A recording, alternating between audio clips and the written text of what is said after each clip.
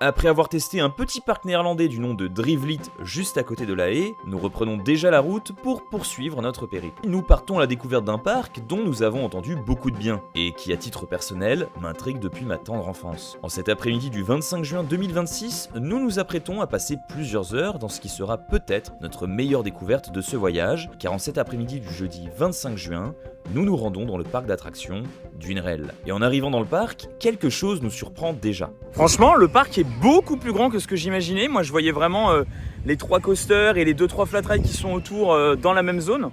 Et je pensais qu'il y avait que ça. Et en fait, non, ça s'étend énormément. On a un petit coin par derrière qui est très mimi, qui fait presque un peu penser à Efteling, avec un côté très boisé, un bois des contes en fait, très clairement. Ouais. Bah là, ça fait quand même 5-10 minutes qu'on marche, on n'a toujours pas vu les attractions. Complètement. Les coasters, on les a pas vus. Bah c'est ça. Donc pour l'instant, belle surprise. Et on est un cran au-dessus d'un Drivlit, mais ça, on s'y attendait. Qui parle? Il y a une poubelle parlante à l'Efteling. Faut qu'on vous montre ça. Génial. Et oui, une poubelle parlante comme celle qu'on retrouve un peu partout à Efteling, et comme la bien connue poubelle de la zone grecque d'Astérix. Bon, par contre, comme on arrive sur le parc en début d'après-midi, on a quand même un peu la dalle, et pour nous sustenter, nous allons faire sans doute l'une des choses les plus néerlandaises qui soit.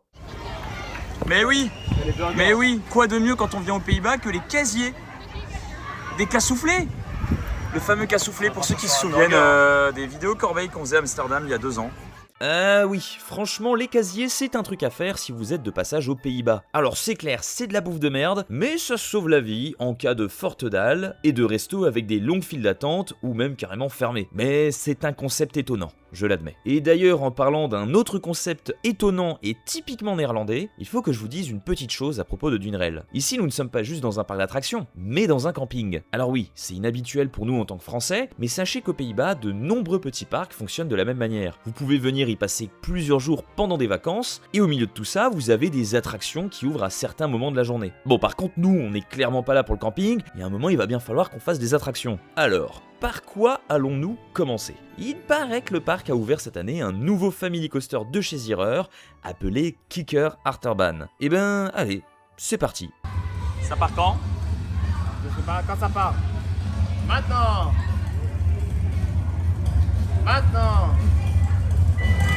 Allez, Maintenant. on y va.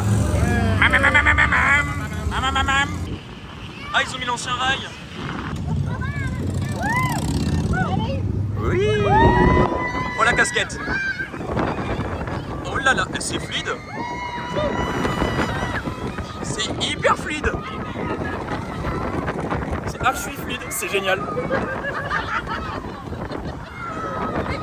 Ah, la casquette s'envole. La casquette s'envole. Ah, j'en perds ma casquette. C'est archi fluide, c'est trop bien. C'est fort sympa. Je sais pas si ça s'entend au fond, on a du Nirvana. C'est-à-dire, le thème de l'attraction, c'est la mascotte du parc qui est un biker et qui écoute du rock. C'est... Qu'est-ce qu'on a eu comme musique avant? C'était quoi? Il va pas m'aider. On avait une autre musique avant, je sais plus ce que c'était. C'était du rock. Et c'était quoi? Je sais plus, c'était du rock. On avait du rock, voilà. Mais regardez comment ça se mélange.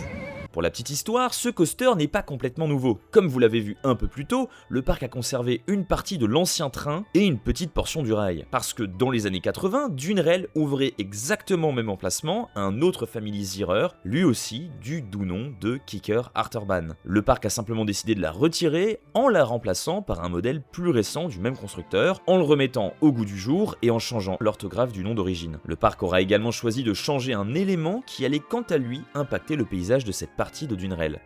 Franchement, j'avais très peur du fait que leur nouveau coaster soit en rouge et pas de la même couleur que les 2 autres coasters du parc. Et finalement, ça fait pas tache du tout, c'est très sympa. Et maintenant, si on allait enfin se frotter aux 2 autres coasters que nous propose Dunrel, ça vous dit ?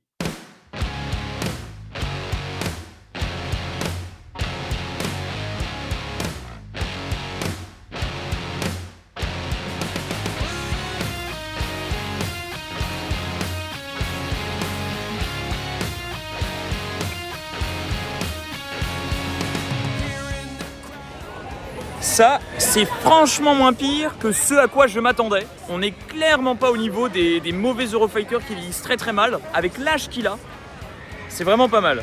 Bon, alors, vous voyez cet avis? Je vous propose qu'on vienne quelques heures après et qu'on voit ce que je pense après un deuxième ride sur Falcon. On en ressort, deuxième ride. Je revois ma copie par rapport à tout à l'heure. Si je devais donner des comparaisons en termes de problème de fluidité, c'est du niveau d'un Solve the Ride à Thor Park. Donc c'est pas catastrophe, mais c'est pas d'une fluidité exemplaire non plus. Donc là je me suis pris un petit taquet, alors je sais plus où exactement, je crois la sortie de cet élément là derrière. Le petit hors-chou qui dépasse, je crois que c'est lui qui m'a mis un peu tarif. Mais bon, après ça reste mignon, c'est un petit ride pour un parc familial comme celui-ci, c'est très bien. Mais c'est pas, j'ai pas envie d'Ocean Ride, contrairement à lui derrière là. Dragon Fury, qui, lui, j'ai beaucoup plus envie d'Ocean Ride. Ah, Dragon Fury. Je ne vous en ai pas encore parlé de celui-là. Alors, déjà c'est normal parce que non, ce n'est pas Dragon Fury mais Dragonfly, et je pense que j'ai dû le confondre avec le nom du coaster de Chessington. Et donc Dragonfly, qu'est-ce que j'en pense? C'est à mon sens le meilleur coaster de Dunerel. On est sur du très bon family coaster de chez Gerstlauer, testé à l'avant et à l'arrière du train, c'est clairement cette dernière place que je vous recommande. En haut de la drop, vous allez vous faire bien tirer, certains passages vont même jusqu'à vous faire de bons floating appuyés et venir vous aspirer dans les sorties des éléments. Et alors oui, c'est très court, mais pour le cadre boisé, la fluidité pour son âge et les éléments bien péchus pour du family, c'est un petit coup de cœur pour ma part. Une montagne russe qui m'aura rappelé le style d'un Mine Train Ulven à Bakken, c'est du familial qui pousse et qui ne laissera pas en reste les passionnés de montagne russe que nous sommes. Ne venez pas y chercher de la grosse intensité bien sûr, mais en tant que coaster familial, c'est vraiment du très très bon. Ok, on a enfin testé les 3 coasters du parc, maintenant allons voir tout ce que Dunerel peut nous proposer autour. Qu'est-ce que c'est que ce ride? On sait pas, mais du coup on va tester. Mais où est l'entrée? C'est ça? Étrange bestiole, hein. Est-ce que c'est un Dark Ride? On sait pas trop, mais on est curieux, alors allons tester ça.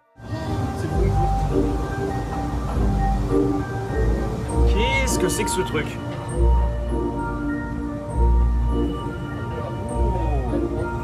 Pourquoi il y a le boulot du pauvre? C'est Dromvlourt. Après ça, nous aurons trouvé des luges d'été d'un modèle que je n'avais encore jamais testé auparavant. Nous avons ici 2 parcours côte à côte, et comme je pensais avoir bien lu la fiche Coaster Count de Dunerel, je me fais à ce moment-là une petite remarque. Faudra quand même qu'on m'explique un truc. Pourquoi Coaster Count ne compte pas ce truc comme un coaster, mais sont capables de nous compter des sièges tests dans les montagnes suisses? Non, vraiment, c'est incompréhensible. Pour moi, ça a tout d'un coaster, mais je laisse les plus puristes essayer de défendre Coaster Count en commentaire, parce que plus le temps passe, et moins j'ai confiance en leurs soi-disant critères de ce qui compte et ce qui ne compte pas. À côté, Dunerel nous propose un joli petit assortiment de flat rides, et comme le parc n'est pas blindé et que toutes ces machines sont situées dans la même zone du parc, autant en profiter pour tout tester. On a par exemple un Skyfly de chez Gerstlauer, rien de neuf sous les tropiques, hein, c'est un modèle qu'on connaît très bien, mais qui est toujours rigolo à faire. En face, on retrouve un Top Spin qui ressemble pas mal à celui de Walibi Belgium. En termes de sensations, ça reste dans la moyenne de ce genre de modèle. Je suis pas un très gros fan de ce type d'attraction, que je trouve plus impressionnante de l'extérieur que de l'intérieur, mais celui-ci a le mérite d'être très bien intégré dans cette zone, en ayant la même couleur que la plupart des rides de Dunerel. Et en plein cagnard, nous avons un Drifter Zerer, qui, Dieu merci par cette forte chaleur, avait droit à une option tuyau d'arrosage. Il s'agit d'un modèle dont Franck m'avait parlé et dont il est particulièrement fan. Et honnêtement, ce genre de truc, c'est vraiment très con. Vas-y, tire. C'est moi qui pilote! Ah, de l'eau! Et puis, il nous restait un flat ride à tester, un modèle qui ne m'avait jamais trop intéressé dans les parcs, mais puisqu'il y a embarquement immédiat, autant le faire. On sort de cette merde. C'est exceptionnel. Vraiment, ce truc, c'est juste débile. Franck avait eu l'occasion d'en tester un à Madrid et m'avait dit que c'était peu intéressant et particulièrement gerbant. On est donc monté à bord sans nous attendre à quoi que ce soit d'intéressant, le bras se met en route, le plateau tourne, et là, on est juste cloué au siège. Cette bestiole est littéralement une essoreuse à salade géante. On s'attendait à subir des jets qui nous colleraient les fesses au siège, et finalement, c'est notre dos et l'arrière de notre tête que nous sommes incapables de décoller du dossier. Je n'ai jamais eu un aussi gros fou rire dans une attraction, à tel point qu'on en aura chialé. Ce truc aura fait l'exploit de faire un type de sensation à l'opposé de ce qu'on imaginait. Et honnêtement, Mad Mill est pour moi l'un des hits du parc, et sans aucun doute l'une des meilleures découvertes de ce voyage néerlandais. Et parce qu'on crève de chaud sur cette semaine caniculaire, il y a un truc qu'on devait absolument faire en allant à Dunerel. Ça va être débile, mais ça fera du bien. Ouais.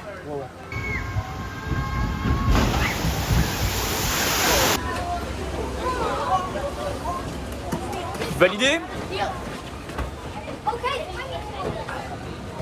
Oui.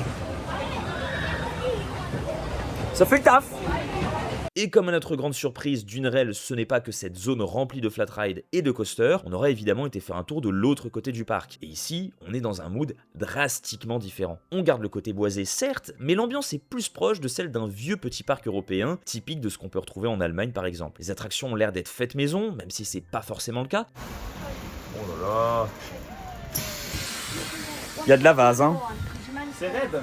On a une sorte de petit bois des comptes, on est loin du tumulte des coasters, et ça fait franchement du bien. Cette zone ne fait donc clairement pas tâche et permet de varier les plaisirs dans une journée à Dunerel. Alors maintenant, l'heure du verdict. Qu'est-ce que j'ai pensé de Dunerel? Et je pense que vous l'aurez assez vite compris, mais c'est une excellente découverte pour nous. Sans grande surprise, l'un des meilleurs parcs néerlandais que j'ai eu l'occasion de visiter. C'est à échelle humaine, on a un peu de tout, pas de gros rides pour nous satelliser la tronche, mais ce n'est franchement pas le but ici, quoique Mad Mill pourrait presque entrer dans cette catégorie. Mais c'est agréable, c'est bonne ambiance, ça sent les vacances, et le cadre boisé m'aura forcément conquis. Vous connaissez, dès qu'il y a des arbres, c'est gagné. On sera en tout resté 4 heures sur le parc, et c'était bien suffisant. Mais si vous souhaitez y passer la journée entière, je vous dirais que c'est pas non plus de trop. Vous pourrez prendre votre temps, vous poser un peu, ou vous promener dans ces allées. Les attractions ferment à 17h, mais la journée ne s'arrête pas là, car une fois le parc classique fermé, il nous reste une petite chose à faire. Et c'est aujourd'hui que nous nous retrouvons à Tiki Bad. Une guêpe. Ouais. T'as niqué ma séquence. Alors Tiki Bad, si je devais vous donner un avis rapidement, c'est juste le parc aquatique le plus fou que j'ai pu tester. Et même si j'en ai pas énormément à mon actif, Franck, qui est un peu plus habitué que moi, partage également le même avis. Une quantité de toboggans plus que généreuse, les niveaux intermédiaires qui sont déjà sacrément fun, et nous avons droit à une petite liste de slides qui tracent à balle, et de 2 en particulier qui nous auront même fait un petit peu peur, en allant jusqu'à nous plaquer le crâne à la paroi, tellement les forces exercées étaient importantes. On y sera resté 4 heures et ressorti de là complètement lessivé. Franchement, si vous êtes de passage à Dunerel, profitez-en pour passer dans la partie indoor du parc aquatique après votre visite. Ça fait vraiment partie de l'expérience globale de ce que ce parc d'attractions camping a à vous offrir. Et voilà, nous disons au revoir à Dunerel et son petit resort, et nous rentrons pour une bonne nuit de sommeil avant une autre journée de parc qui, vous le verrez, sera pleine de rebondissements. Mais ça, je vous le garde pour la prochaine vidéo. En tout cas, j'espère que celle-ci vous aura plu. Si tel est le cas, n'hésitez pas à y laisser un like pour la mettre en avant. Vous pouvez également vous abonner pour ne pas manquer la suite de ce périple. D'ici là, prenez soin de vous, et comme d'habitude, je vous dis à plus, les coaster fans.